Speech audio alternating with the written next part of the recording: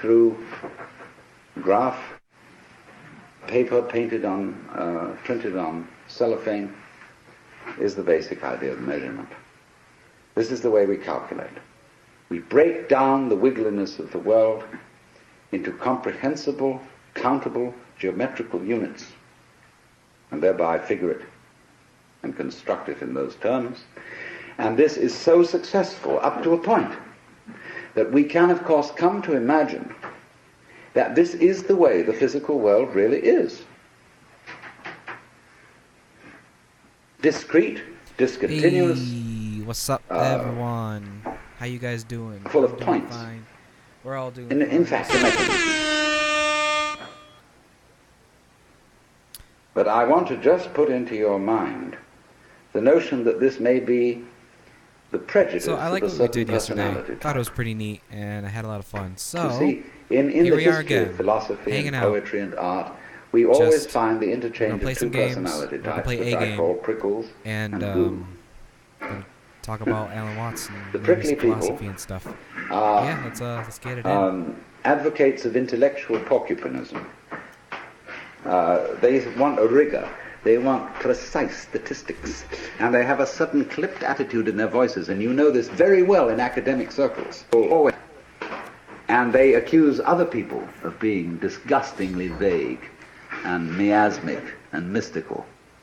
But the vague, miasmic and mystical people accuse the prickly people of being mere skeletons with no flesh on their bones. And they say to you, you just rattle. You're not really a human being. You know the words, but you don't know the music. And so therefore, if you belong to the prickly type, you hope that the ultimate this constituent of matter is particles. If you belong to the gooey type, you hope it's waves. And by how they're If playing, you are it prickly, seems you're like a they are classicist. computers. So this should be And an if easy you're one for gooey, us. you're a romanticist. And going back into medieval philosophy, if you're prickly, you're a nominalist. If you're gooey, you're a realist. And so it goes. But we know very well that this natural universe is neither prickles nor goo exclusively. It's gooey prickles and prickly goo. And you see, it all depends on your level of magnification. If you've got your magnification on something so that the focus is clear, you've got a prickly point of view. You've got structure, shape, clearly outlined, sharply defined. A little out of focus, it's going to go bleh, and you've got goo. But we're always playing with the two, because it's like the question is the world basically stuff, like matter, or is it basically structure? Well, we find out, of course, today that in science we don't consider the idea of matter, of there being some sort of stuff, because supposing you wanted to describe stuff, in what terms would you describe it? You always have to describe it in terms of structure, something countable, something that can be designated as a pattern. So we never get to any basic stuff. Fucking sucking robots. It seems to me that this way of thinking is based on a form of consciousness which we could best call scanning. The capacity to divide experiences into bits is somehow related to a physical facility which corresponds to sweeping a radar beam or a spotlight over the environment. The advantage of the spotlight is it gives you intensely concentrated light on restricted areas. A floodlight, by comparison, Watch this. has less intensity. But if you examine, say this room were in total darkness, Now this one pops. and you use It the doesn't even get the spotlight, effect. very thin Hell beam, yeah. and you scanned the room with it, you would have to retain in memory all the areas over which it passed, and then by an additive process, you would make out the contours of the room. And it seems to me that this is something in which civilized man, both in the East and in the West, has specialized. In a method of paying attention to things which we call noticing. And therefore it's highly selective. It picks out It's punctive. It picks out features in the environment which we say are noteworthy and which we therefore register with a notation, be it the notation of words, the notation of numbers, or such a notation, say, as algebra or music. So that we notice those things, only those things, for which we have notation. When a child, very often a child will point at something and say to its parents, "What's that?" And they're not clear what the child is pointing to. I mean, that's something. The child has pointed to something which we consider is not a thing. The child has pointed to an area, say, of funny pattern on a dirty wall, and has noticed a figure on it. But the child doesn't have a word for it and says, "What's that?" And the adult says, "Oh, that's just a mess." Because that doesn't count for us as a thing. So you come through this to the understanding, what do you mean by a thing? It's very fascinating to ask children. What do you mean by a thing? And they don't know, because it's one of the unexamined suppositions of the culture. What do you mean by an event? Well, everybody knows what an event is, but nobody can say. Because a thing is a think. It's a unit of thought, like an inch is a unit of measurement. Son of a cuck. And so we thing the world, that is to say, in order to measure a curve, you have to reduce it to point instants. And apply the calculus, so in exactly the same way, in order to discuss or talk about the universe, you have to reduce it to things. But each thing or think is, as it were, one grasp of that spotlight. Going chur, chur, chur, chur, chur, chur, chur, chur, like this, you see. So we reduce the infinite wiggliness of the world to grasps or bits. We're getting back to biting, you see, the idea of the teeth. To grasps of thought. And so we thereby describe the world in terms of things, just as that fisherman could describe his view by the number of net holes through which the view was showing. And this has been the immensely and apparently successful enterprise of all technological culture, superbly emphasized by ourselves.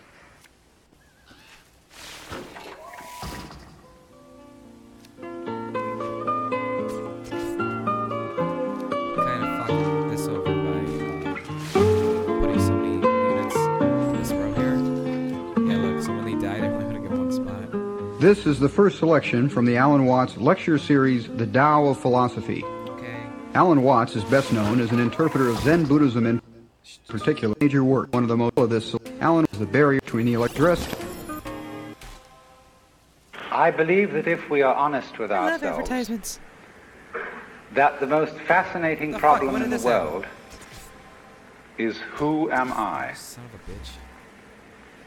How did this happen? What do you mean?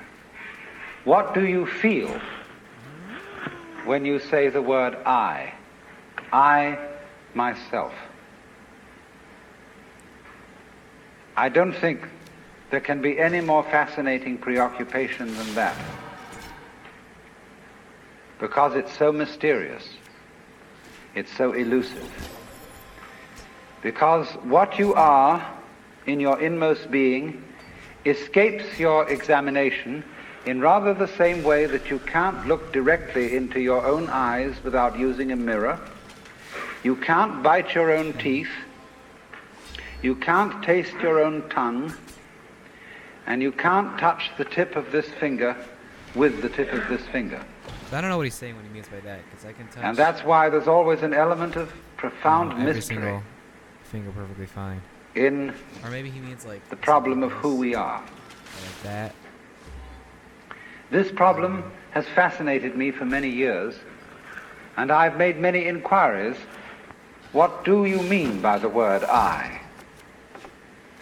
And there is a certain consensus about this, a certain agreement, especially among people who live in Western civilization. I did my math wrong. Most of us feel I, ego, myself, my source of consciousness, to be a center of awareness and of a source of action that resides in the middle of a bag of skin. And so we have what I have called the conception of ourselves as a skin-encapsulated ego. Now, it's very funny how we use the word I. If we just refer to common speech, we are not accustomed to say, I am a body. We rather say, I have a body. We don't say, I beat my heart, in the same way as we say, I walk, I think, I talk. We feel that our heart beats itself, and that has nothing very much to do with I. Okay. Let's talk about that for In other So, do you know, I don't know if I talked about this yet or not, but do you know how to do this? If you know how to do this, explain it in words how to do this.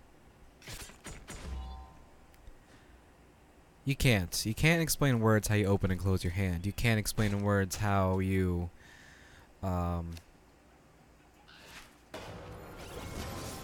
digest food or grow your hair or grow your, fingernails or whatever. You just do it. There's no explanation, you just fucking do it. So something it's just you don't need to know how to do anything. You just know how to do things. Why do you know how to do things? Because there's something else out there for you. You've done something, which in my belief, that you being God allows you to just know how to do things without even knowing how to do things. You just do it. In other words, we don't regard I myself as identical with our whole physical organism. We regard it as something inside it. And most Western people locate their ego inside their heads. You are somewhere between your eyes and between your ears, and the rest of you dangles from that point of reference. It is not so in other cultures. When a Chinese or Japanese person wants to locate the center of himself, he points here, not here. Here to what Japanese call the kokoro, or the Chinese call shin, the heart, mind. Some people also locate themselves in the solar plexus. But by and large, we locate ourselves behind the eyes and somewhere between the ears, as if within the dome of the skull there was some sort of arrangement such as there is at the SAC headquarters in Denver, where there are men in great rooms surrounded with radar screens and all sorts of things, and earphones on, watching all the movements of planes all over the world. So in the same way, we have really the idea of ourselves as a little man inside our heads who has earphones on which bring messages from the ears, and who has a television set in front of him which brings messages from the eyes. The reason I decided to kill this one and not this one and all is sorts because when this guy moves here, I can get it from both sides. This guy can only get it from this way. So if he puts a unit electrode here, I have things to are fight all my over way his through body, it. giving him signals So you from never the hands want and so on. And enemies he has on a the panel in corners, 'cause front of they're him hard with to get to. buttons You and want 'em dials and in the things. middle somewhere. And so he more or less controls the body. But he isn't the same as the body, because I am in charge of what are called the voluntary actions. And what are called involuntary actions of the body, they happen to me. I am pushed around by them, but to some extent also I can push my body around. This, I have concluded, is the ordinary, average conception of what is oneself. Oh, did you? I didn't realize that. And look at the way children, influenced by our cultural environment, ask questions. Mummy, who would I have been if my father had been someone else? That's a question. You see, the child gets the idea from our culture that the father and mother gave him a body into which he was popped at some moment. Whether it was conception or whether it was parturition is a little bit vague. But there is, in our whole way of thinking, the idea that we are a soul, a spiritual essence of some kind, imprisoned inside a body. And that we look out upon a world that is foreign to us. In the words of the poet Houseman, I, a stranger and afraid, in a world I never made. And so, therefore, we speak of confronting reality, facing the facts. We speak of coming into this world. And this whole sensation that we are brought up to have of being an island of consciousness locked up in a bag of skin, facing outside us a world that is profoundly alien to us in the sense that what is outside me is not me. This sets up a fundamental sensation of hostility and estrangement between ourselves and the so-called external world. And therefore, we go on to talk about the conquest of nature, the conquest of space, and view ourselves in a kind of battle array towards the world outside us. I shall have much more to say about that in the second lecture. But in the first now, I want to examine the strange feeling of being an isolated self. Now, actually, it is absolutely absurd to say that we came into this world. We didn't. We came out of it. I was going to say that. What do you think you are? Supposing this world is a tree. Are you leaves on its branches? Or are you a bunch of birds that settled on a dead old tree from somewhere else? Surely, everything that we know about living organisms from the standpoint of the sciences shows us that we grow out of this world. That we, each one of us, are what you might call symptoms of the state of the universe as a whole. Dude, I'm on the same shit, But dude. you see, Fucking, that is not part of our common sense. I only got like 3 hours of sleep. Western and I can't man go back to has sleep, for so I said, many fuck it. centuries Guess I'm been gonna play under some the games. influence of two great myths. When I use the word myth, I don't necessarily mean falsehood. To me, the word Jesus, was that myth 6? signifies Am I not? a great idea What the fuck? in terms of which man tries to make sense I've always of loved the world. philosophy. Maybe Alan an Watts idea, has been it my may be an jam ever image. since forever, as far as I can remember. Now, I the adore two this man. images which have He's most got profoundly ideas. influenced Western man Really good ideas. are that number I one, feel like the rest of the the world needs to image hear at least. of the world as an artifact. like a carpenter's table or a jar made by a potter.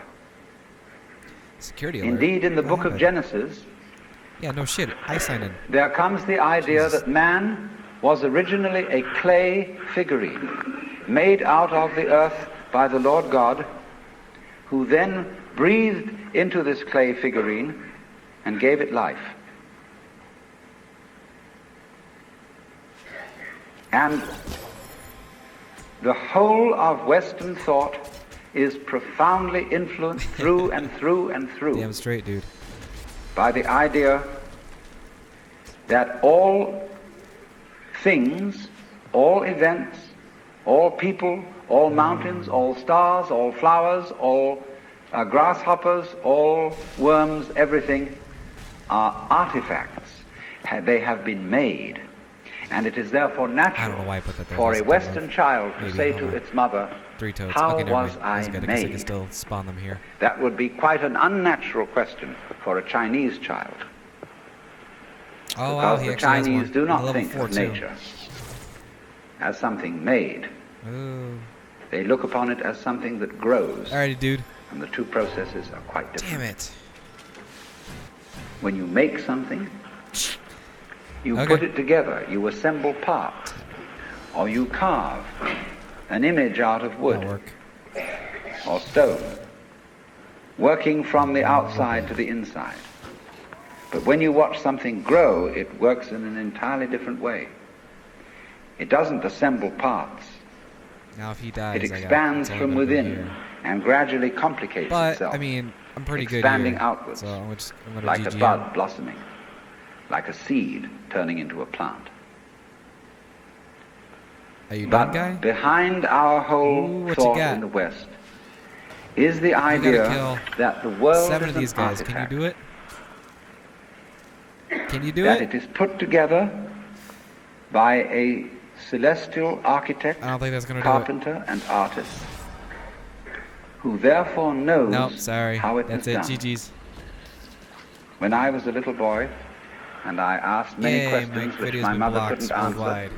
she used to resort in desperation to saying, "My dear, there are some things that we are not meant to know." And I said, "Well, will we ever find out?" And she said, "Yes, when we die and we go to heaven, it Sit will all around be and made ask God all the clear." questions. And I used to think that on wet afternoons in heaven, we would all sit around the throne of grace and say to the Lord God, "Now just why did you do it this way? And how did you manage it that?" And he would explain it and make it all very clear. All questions would be answered. Because as we have popularly, in popular theology, understood the Lord God, he is the mastermind who knows everything. And if you ask the Lord God exactly how high is Mount Whitney to the nearest millimeter, he would know exactly like that and would tell you. Any question, the Cosmic Encyclopedia Britannica. Well, I mean, it's something. Unfortunately, this there are no players particular on image right now. or myth became too much for Western man because it was oppressive to feel that you are known through and through and watched all the time by an infinitely just judge. I have a friend, a very enlightened woman. She's a Fucking hell. Catholic convert, but a very enlightened Catholic. How would you do? And 2 in her damage, of course. bathroom, Fuck, man. she has on the pipe that connects the tank with the toilet seat Son of a bitch. little framed So I gotta wait fucking 2 picture turns to even get of to an this thing. eye. And underneath this in is Gothic letters is written, What "Thou these fucking God players seest do, me." man, they just put shit out there that just attacks your base. Everywhere That's is the whole this eye existence.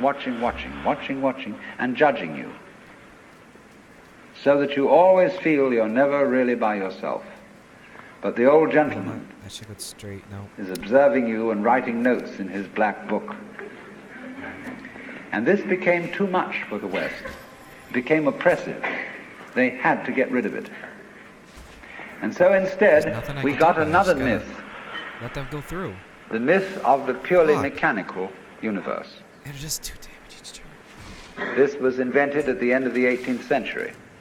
It became increasingly fashionable throughout the course of the 19th century and well into the 20th century, so that it is today's common sense. Very few people today really believe in God in the old sense. They say they do, but they really hope there is a God. They don't really have faith in God. They fervently wish that there was one and feel that they ought to believe that there is. But the idea of the universe being ruled by that marvelous old gentleman is no longer plausible. It isn't that anybody's disproved it, but it just somehow doesn't go with the vast infinitude of galaxies and the immense light-year distances between them and so on. That seemed like a dumb idea.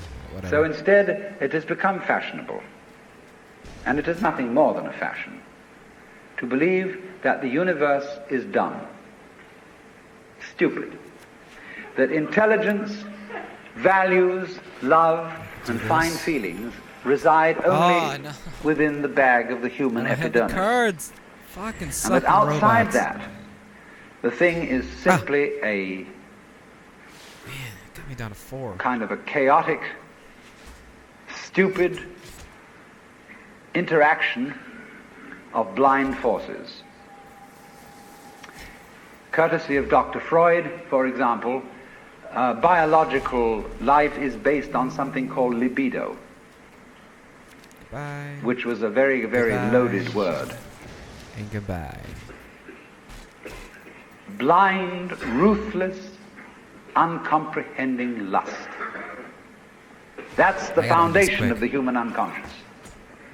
All right, I And can similarly end this to as thinkers long as I like can of the stay up here, 19th century, which like I'm Ernst not now. Haeckel, Fuck. even Darwin, T.H. Huxley, and so on, there was this notion that at the root of being is an energy. Okay, let's do And this energy is blind. Let's do This energy is this. just energy. And it's utterly and totally stupid. Fuck you! And our intelligence Oh my god. is an Man. unfortunate accident.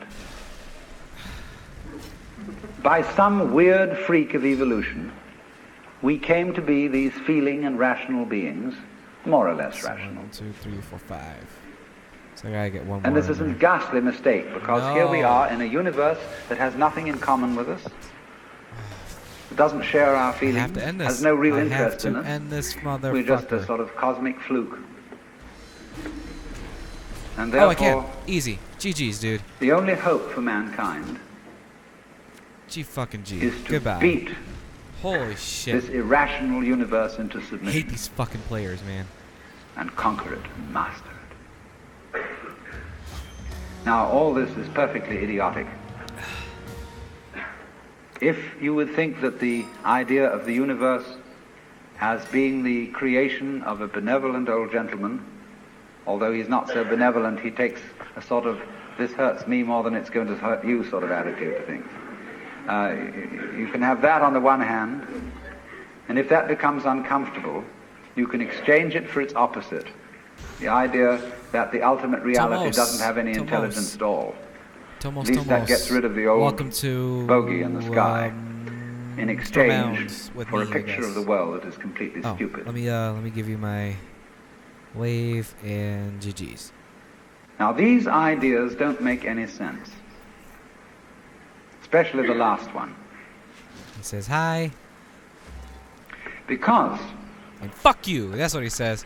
you No cannot GG's for you. Finally. get an intelligent organism, such as a human Level being, 4, level 4. That's out of not an a good sign for unintelligent me. universe. The saying in the New Testament that figs Level do not 3. grow on thistles nor grapes on thorns applies equally to the world.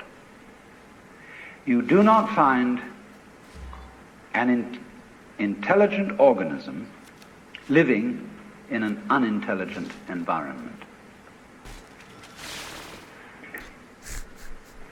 Why? Look. Why would that happen to me? Here is a tree in the garden, and every summer it produces apples. And we call it an apple tree, because the tree apples. That's what it does. What else is gonna do? All right? Now here is a solar system inside a galaxy. And one of the peculiarities of this solar system is that at least on the planet Earth, the thing peoples. In just the same way that an apple tree apples. Now maybe 2 million years ago, somebody came from another galaxy in a flying saucer and had a look at this solar system, and they looked it over and shrugged their shoulders and said, just a bunch of rocks. And they went away. Later on, maybe 2 million years later, they came around and they looked at it again. And they said, excuse me, we thought it was a bunch of rocks, but it's peopling. And it's alive, after all. It has done something intelligent. We came back and you guys are peopling. Because you see, we grow out of this world in exactly the same way that the apples grow on the apple tree. If evolution means anything, it means that. Fuck. But you see, we curiously twist it. We say, well, first of all, in the beginning, there was nothing but gas and rock. And then intelligence happened to arise in it, you know, like a sort of fungus or slime on the top of the whole thing. But we're thinking in a way, you see, that disconnects the intelligence from the rocks. Where there are rocks, watch out. Watch out, because the rocks are going eventually to come alive. I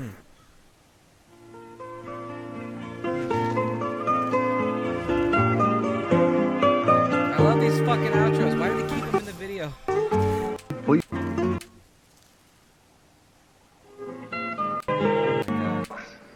Watch out. Watch out, because the rocks are going eventually to come alive. And they're going to have people crawling over them. Yeah, fuck it. It's only a matter of time.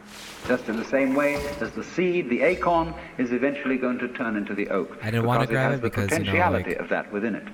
Rocks are not when this dead. dies, it gets an enemy. It gets an enemy unit. You see, it depends on what kind of attitude you want to take to the world. If you want to put the world down, you say, oh, well, fundamentally it's only just a lot of geology. It's a stupidity. You son of a bitch. And it so happens that a kind of a freak comes up in it which we call consciousness.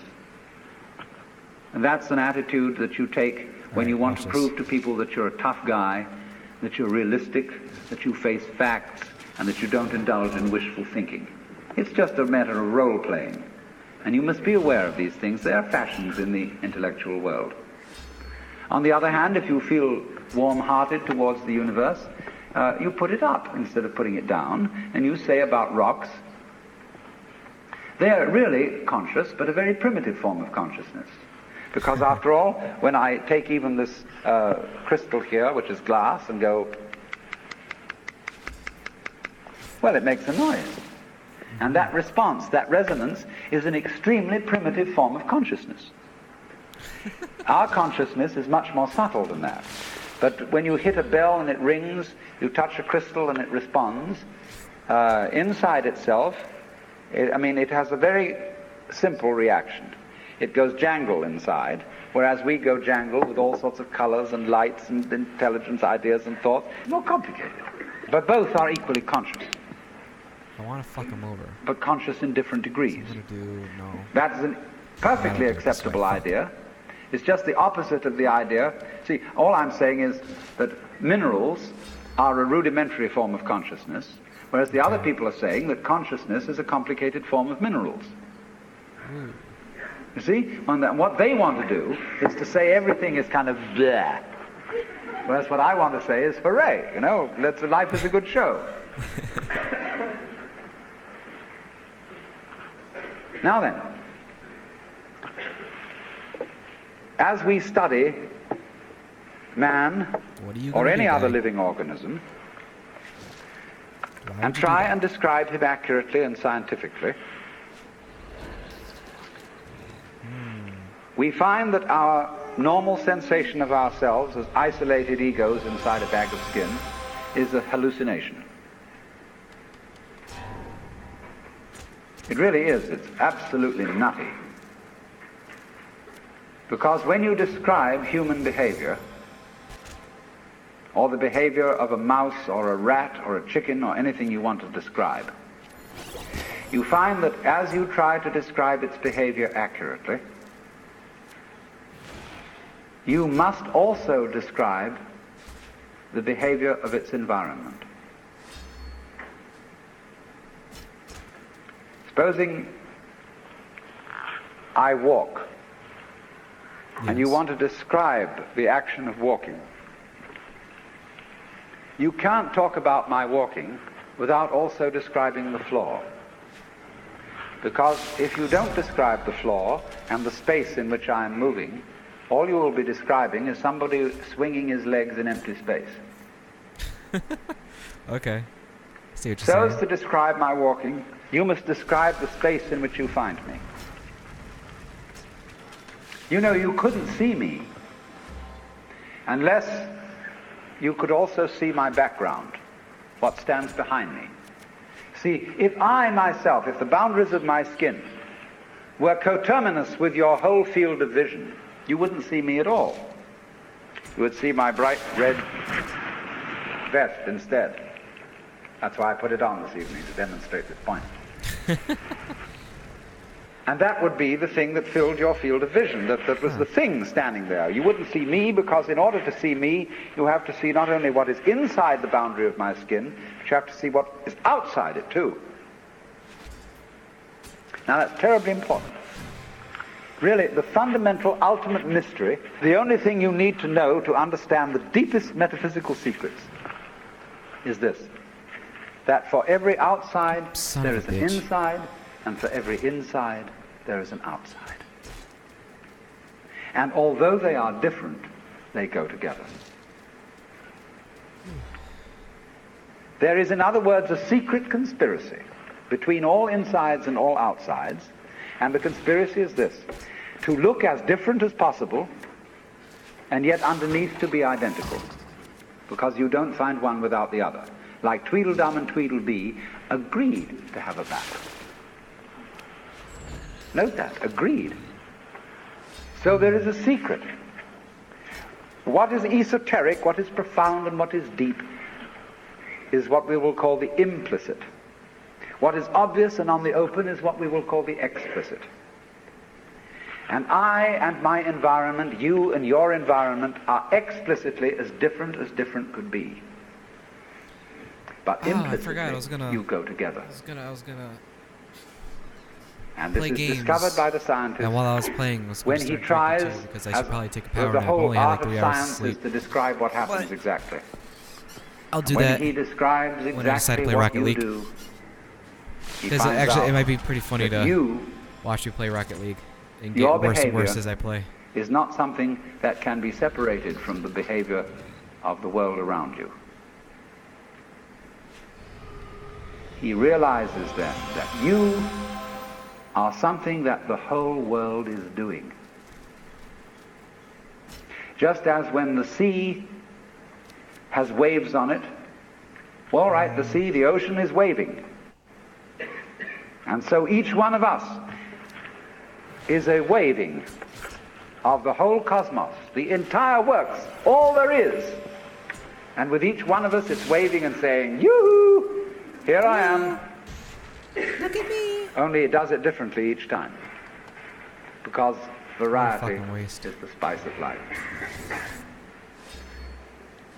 But you see, the funny thing is, we haven't been brought up to feel that way. Instead of feeling that we, each one of us, are something that the whole realm of being is doing, we feel that we are something that has come into the whole realm of being as a stranger. When we were born, we don't really know where we came from, because we don't remember. And we think when we die, that's just going to be that. Some people console themselves with the idea that they're going to heaven, or that they're going to be reincarnated, or they're going to Summerland or something, you know. People don't really believe that. But for most people it's plausible. The real thing that haunts them is that when they die, they're going to sleep and never going to wake up. They're going to be locked up in the safe deposit box of darkness forever. Well, isn't that the whole point? That's why you But should that live life all as depends, you best as you see, can. upon a false notion of what is oneself.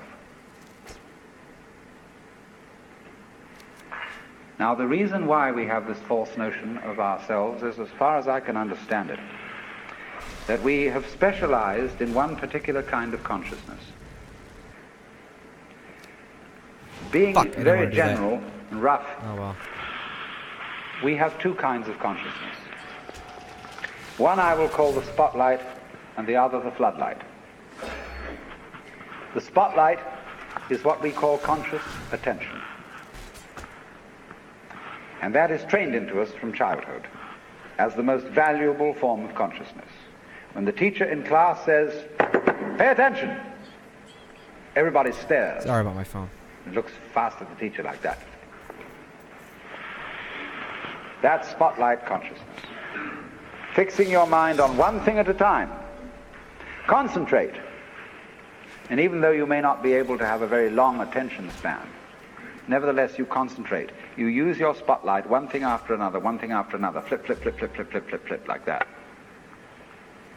But we also have another kind of consciousness, which I'll call the floodlight. For example, Oh my god. you can drive your car for several miles with a friend sitting next to you, and your spotlight consciousness will be completely absorbed in talking to your friend. Nevertheless, your floodlight consciousness will manage the driving of the car, will notice all the stoplights, the other idiots on the road, and so on, and you'll get there safely, without even thinking about it. I'm an idiot. Should've.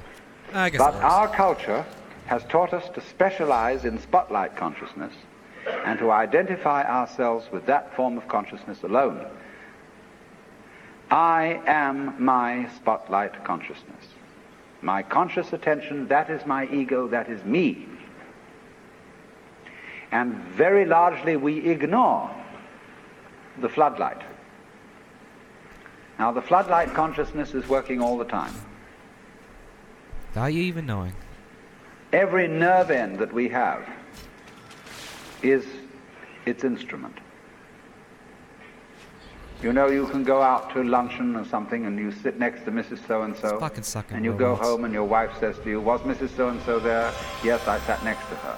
"Well, what was she wearing?" "Well, I haven't the faintest idea." You saw, but you didn't notice.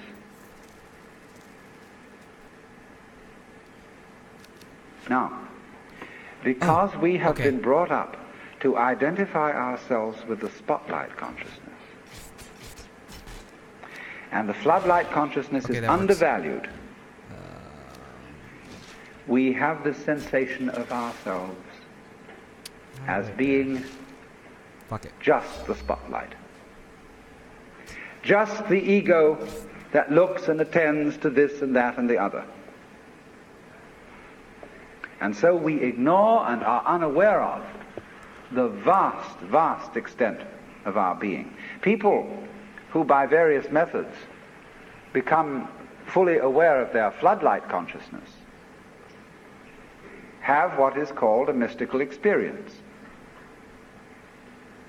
or a cosmic consciousness, or what the Buddhists Hey call Juliana, if you're listening, I'm talking shit about bodhi, you. awakening. The Hindus call moksha, For those of you who don't liberation, know, Juliana's my sister. because they discover Shout out to Juliana. that the real deep, deep self, that which you really are, fundamentally and forever, is the whole of being.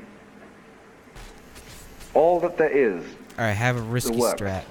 that's you. That's not really even really a strat. Only- So it's just an idea. That What? universal self that is you All right, that was fine. has the capacity to focus itself at ever so many different here and nows.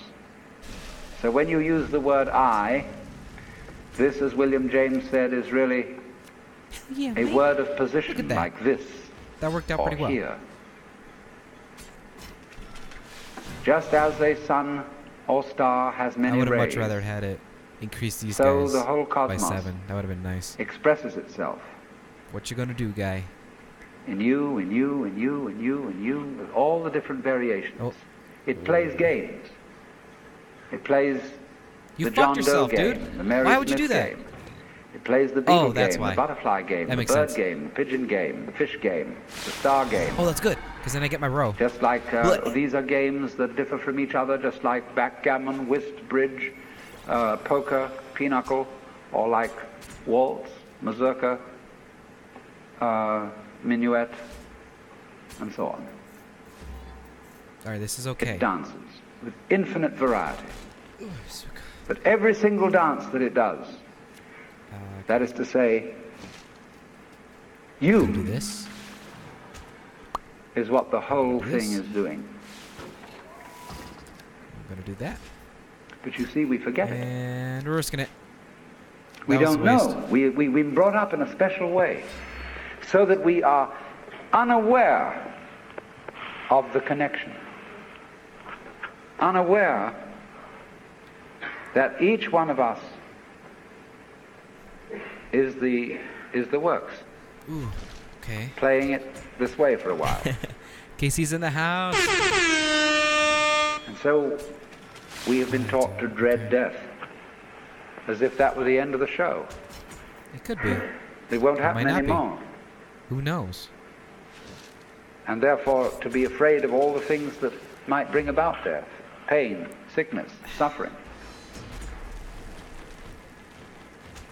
And if you don't know, you see, if you're not really vividly aware of the fact Yeah, that if you you don't are know, then you basically know. the works, you have no real joy in life. You're just a bundle of anxiety mixed up with guilt. Because you see, when we bring children I think into this the is world, it. we I think play awful we got the games with them. GGs. I think Instead of saying, we got it. how do you do? Welcome to the human race. Now, my dear, we are playing some very complicated games. And these are the rules of the game we're playing. I want you to understand them, and then you learn them, and then when you get a little bit older, you may be able to think up some better rules.